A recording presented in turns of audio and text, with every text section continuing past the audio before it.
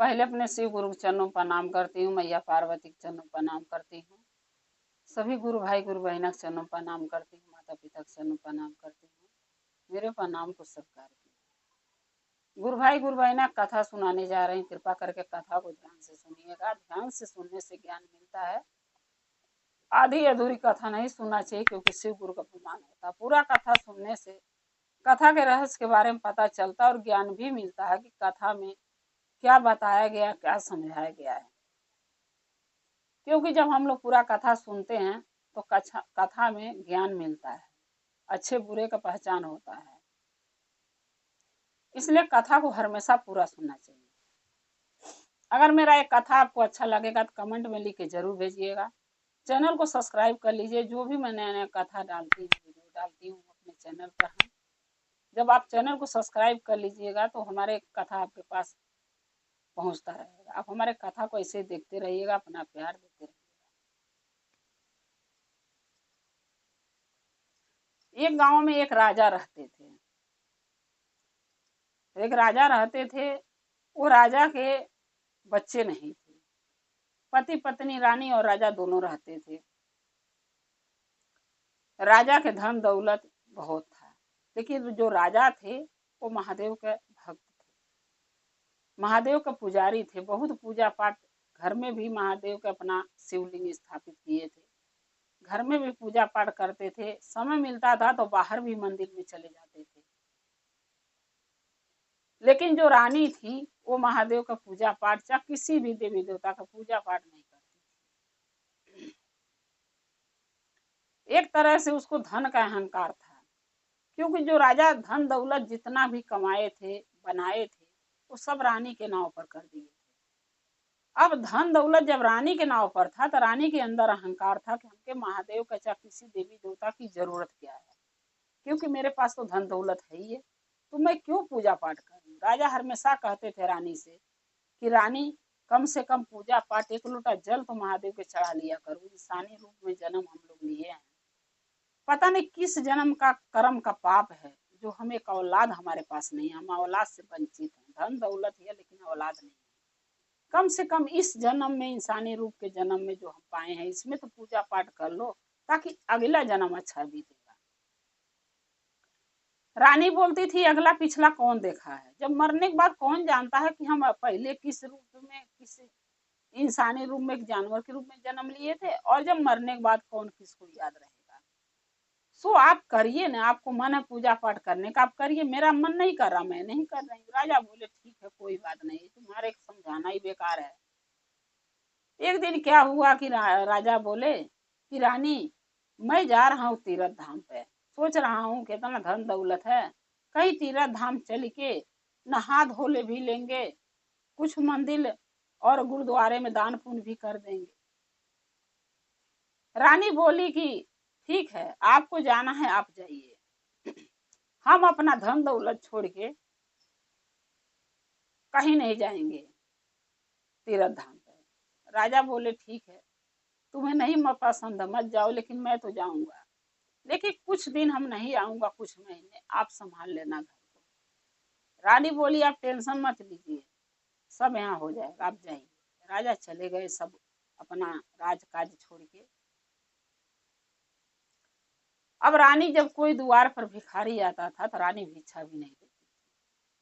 न रानी कभी चर्चा भजन में गई, न कभी भजन कथा वार्ता सुनी, न कहीं तीर्थ धाम करने गई, न कभी पूजा पाठ करी। अब क्या हुआ कि कुछ दिन के बाद रानी की मौत हो गई। जब रानी के देहांत हो गया तो राजा के पास खबर गया। राजा बोले ठीक है, मैं आ रहा हूँ। अब जब राजा घर पे आए तो राजा ने सोचा कि भाई 2 दिन से लाश रखी है, इनका अंतिम संस्कार। सब बोलने लगे कि लाश 1.5 दिन हो जाएगा तो बस आएगा, इसका अंतिम संस्कार कर दीजिए। राजा बोले ठीक है, अपने नौकर चाकर के बोले कि व्यवस्था कराओ, ले चलते हैं। महादेव कैलाश पर बैठे हुए थे। महादेव के लगे एक गिद्ध उड़ता हुआ गया। गिद्ध ने महादेव से बोला कि हे भोलेनाथ, हमें आपने गिद्ध का जन्म तो दे दिया, लेकिन हम 2 महीने से मांस नहीं खाने को पाया। लेकिन बताइए मैं कैसे जीऊं, क्योंकि गिद्धों का तो काम है बिना मांस खाए चल नहीं सकते। इंसान तो है नहीं कि अनाज खा के जिएंगे, जानवर तो है नहीं घास खा के जिएंगे। हम तो पंछी है, हम तो गिद्ध खा जाती हैं, हम तो मांस ही खा के जिएंगे। और कुछ दिन 2 महीना हो गए, एक लाश भी, एक इंसान भी नहीं मारा जो कि हम जिसको हम खा के जी सके। तो महादेव ने बोला कि हे गिद्ध राजा, तुम तो हमारा इतना बड़ा भक्त हो, भक्ति करते हो, फिर भी मांस क्यों खाना चाहते हो? गिद्ध ने बोला, भोलेनाथ हमारा तो कर्म है, आप तो हमें बनाए हैं गिद्ध, किस लिए बनाए? गिद्ध मांस ही खाते हैं।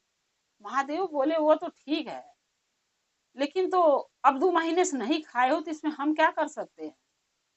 गिद्ध ने बोला, नहीं महादेव, आप सब जानते हैं, आपको पता होगा कोई इंसान कहीं मरा है कि नहीं? महादेव बोले, मरा है। एक रानी है, एक राजा की पत्नी है जो मरी है, और उसका लाश अभी कुछ देर में राजा लेके जाने वाले हैं। सो तुम खा सकते हो। गिद्ध ने बोला ठीक। जब राजा ने रानी के लाश लेके जा रहे थे तो गिद्ध देखा कि लाश ही आ रहा है। गिद्ध ने बोला कि राजा साहब, अरे महादेव, लाश तो आ रहा, मैं जाऊं? महादेव ने बोले, अरे लाश को छोड़ने तो दो पहले, तब जाके खाना। कुछ रहा जब लाश लेके राजा साहब के सैनिक जा रहे थे तो चलते चलते धूप था, बहुत ज्यादा धूप लगने लगा।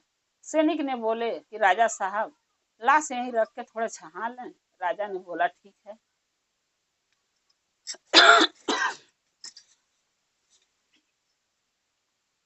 जब सैनिक लाश को धो के छहाने लगे, गिद्ध इतने टाइम में उसको पहुंच गया वहां। महादेव से पूछ के चला गया। महादेव से पूछा गिद्ध ने, किस तरफ से पहले मैं खाऊं? महादेव बोले, जो तुम्हें ज्यादा पसंद हो वहां से खाओ। गिद्ध ने सोचा कि पहले पैर की तरफ से खाता हूँ। जब गिद्ध पैर की तरफ से लाश को उघाड़ के खाने लगा, चोंच से उघाड़ दिया, जब खाने के लिए सोचा तो लाश बहुत बदबू दे रहा था, महक रहा था। फिर गिद्ध लाश को नहीं खाया और महादेव के पास कैलाश पर चला गया। फिर जाके महादेव से बोला कि हे भोलेनाथ, हम तो लाश को खाए नहीं। महादेव बोले, क्यों, अपना विचार बदल दिए? गिद्ध ने बोला, नहीं, खाने को तो विचार है, लेकिन लाश बहुत बसा रही है।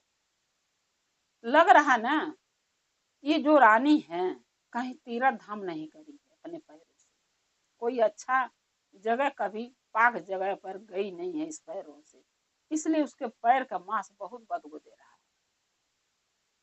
तो महादेव बोले, तो छोड़ दो, जाने दो, मत खाओ।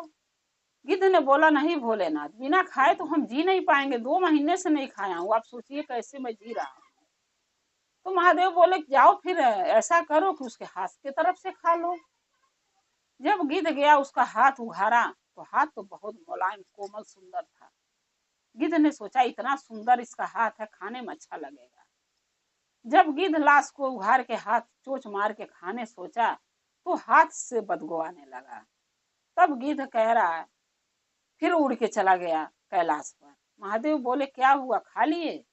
गिद्ध ने बोला, नहीं भोलेनाथ, कैसे खाऊं, उसका हाथ भी बदबू दे रहा है, बहुत तेज बसा रहा है, लग रहा है ये रानी कहीं कभी दान पुण्य नहीं करी है। महादेव बोले, तुम ठीक सोच रहे हो, तुम गिद्ध हो के अच्छा कर्म करते हो, हमारी भक्ति करते हो, लेकिन ये इंसान हो के न अपने पैरों से चल के कहीं तीर्थ धाम करी है, न कभी मंदिर उस पैरों से चल के गई है, न अपने हाथ से कभी दान पुण्य करी है किसी को। तब गिद्ध बोला कि अब मैं क्या करूं? महादेव बोले, फिर जाओ, कोशिश करो, अगर तुम्हें मांस खाना तो फिर जाना पड़ेगा। फिर जा गया, बोला ठीक है, आपकी मुंह ओर से खाऊंगा। जब मुंह उघाड़ा तो सकल सूरत तो रानी की इतनी सुंदर था। अब गिद्ध सोचने लगा, इतनी सुंदर रानी की शकल है, क्या पता मांस भी अच्छी हो खाने में, मुंह की तरफ से। जब चोंच लगाया तो मांस भी बदबू, मुंह का भी मांस बदबू देने लगा। फिर गिद्ध ने रानी को नहीं खाया, चला गया उड़ के कैलाश पर। फिर महादेव बोले, क्या हुआ, खाए? बोला नहीं। बोले, क्यों? महादेव पूछे क्यों? गिद्ध ने बोला कैसे खाऊं महादेव, लग रहा है रानी कभी मुंह से कोई अच्छा भजन नहीं गाई है आपका, कभी भजन, कभी भक्ति, कभी पूजा पाठ, कोई अच्छा मुंह से होता है ना कोई अच्छा वचन बोलना, कभी नहीं करी है काम, इसीलिए इसके मुंह से बदबू आ रहा है, मैं नहीं खा पाऊंगा उस लाश को। महादेव बोले ठीक है छोड़ दो, सच्ची सही बात है, कभी न भजन गाई है न कभी कोई अच्छा कर्म करी है, तो कैसे खाओगे, वो तो बसाएगी। तो गिद्ध ने बोला कि कान ओर से जाके देखूं एक बार खा के। महादेव बोले जाओ, हम कब रोक रहा हूँ। गिद्ध गया, जब कान उखाड़ा खाने के लिए तो कान में से भी बदबू आने लगा। फिर गिद्ध लौट के कैलाश पर गया। फिर महादेव पूछे क्या हुआ। फिर गिद्ध ने बोला कि कान से भी बदबू आ रहा, बहुत लाश महक रहा है, मैं नहीं खा पाऊंगा। लग रहा है रानी कभी कोई भजन नहीं सुनी है कानों से। महादेव बोले जब मुंह से वो कभी भजन गाई नहीं है, अच्छा बोली मीठा बोली बोली नहीं है, तो कान से कहाँ से सुनेगी, कान से भी वो नहीं सुनी, इसलिए महक रहा है। तब गिद्ध बोला कि क्या पेट की तरफ से मैं खा सकता हूँ पेट। महादेव बोले जाओ पेट ही खा लो उसका नोच के, क्या करना है। जब गिद्ध आया पेट उघाड़ा, पेट सोचा ठोड़ मारू पेट काट के खाऊं नोच के, तो पेट में से भी बदबू आ रहा था। फिर गिद्ध उड़ के चला गया कैलाश पर। फिर महादेव पूछे क्या हुआ। गिद्ध ने बोला हे भोलेनाथ, उसके तो पेट से भी बदबू आ रहा है, लग रहा है रानी निसंतानी है, कभी इसके औलाद नहीं, कोख उसका बांझ है, कभी औलाद के जन्म नहीं दिए। महादेव बोले तुम ठीक कह रहे हो गिद्ध राजा, रानी बांझ है, कभी उसको पेट में औलाद नहीं हुआ, इसलिए उसका कोख बसा रहा है। गिद्ध ने बोला अब महादेव मैं जा रहा हूँ, अब मैं आपके पास आने से मुझे कोई फायदा नहीं, लाश भी मिला तो बसा रहा है, आज के दिन से हे भोलेनाथ मैं लाश नहीं खाऊंगा, अब मांस नहीं खाऊंगा, अब सिर्फ आपका भक्ति करूंगा। आपके कोई मंदिर ऐसा होगा जहां उस मंदिर पर हम बैठ के आपका नाम जपूंगा। इंसान तो हूं नहीं कि मंदिर के अंदर जाकर पूजा करूं, लेकिन मंदिर के छतों पर बैठ के मैं आपका भक्ति करूंगा, ताकि अगला जन्म इंसान का मिले और मैं दान पुण्य कर सकूं, अच्छा कर्म कर सकूं। महादेव उस गिद्ध को आशीर्वाद दिए, जाओ तुम सुखी रहोगे, अगला जन्म तुम्हारा इंसान का मिलेगा। गिद्ध को महादेव आशीर्वाद दे दिए, गिद्ध चला गया। अब रानी क्या हुआ, रानी के आत्मा महादेव के पास पहुंचा। महादेव के पास पहुंची रानी, महादेव से बोलने लगी कि हे भोलेनाथ हमें कहीं स्थान दीजिए रहने का। महादेव बोले तुम्हें स्थान में कहाँ से दूं, तुम कभी अच्छा कर्म करी हो, न कभी पूजा पाठ करी, न कभी मंदिर गई, न दान पुण्य करी, न तीर्थ धाम करी, न भजन करी, न कभी भजन सुनी, न तुम कोख से अपने एक औलाद के जन्म दी, तुम्हारा तो कोख भी बांझे, क्योंकि तुम्हारे कर्मों की सजाई था कि तुम पिछला जन्म भी कर्म बुरा करी थी जो औलाद नहीं है, और इस जन्म में भी तुम बुरा करी, सो तुम्हें कहीं स्थान हमारे शिवलोक में नहीं मिल पाएगा। रानी बोली कि हे भोलेनाथ हमें क्षमा कर दीजिए, एक मौका हमें दीजिए, फिर हम जाएंगे धरती पर, एक मौका दीजिए, एक दिन खातिर धरती पर भेज दीजिए, ताकि हम दान पुण्य कराएं, अच्छा कर्म करके आए। महादेव बोले कि बच्चे से जन्म लेके तुम 40-50 साल की होके मरी हो, और इतने साल 50 साल की उम्र में तुम एक दान पुण्य नहीं करी, तीर्थ धाम नहीं करी, भजन भाव नहीं करी, अच्छा कर्म नहीं करी, सो तुम अब एक दिन जाके क्या करोगी, अब ये मौका तुम्हें नहीं मिलेगा। महादेव बोले। रानी विनती करती रह गई, महादेव मना करते रह गए। यहीं पर एक भजन है। महादेव पूछे क्या तुम्हारे पास धन नहीं था, बोली था। क्या तुम्हारे पास वस्त्र नहीं थे, थे। तो बोले दान क्यों नहीं करी, बोली महादेव गलती हो गई, एक मौका दीजिए, एक दिन खातिर जाने दीजिए। महादेव जब मना कर दिए तो भजन गा के रानी गाने लगी। भजन है,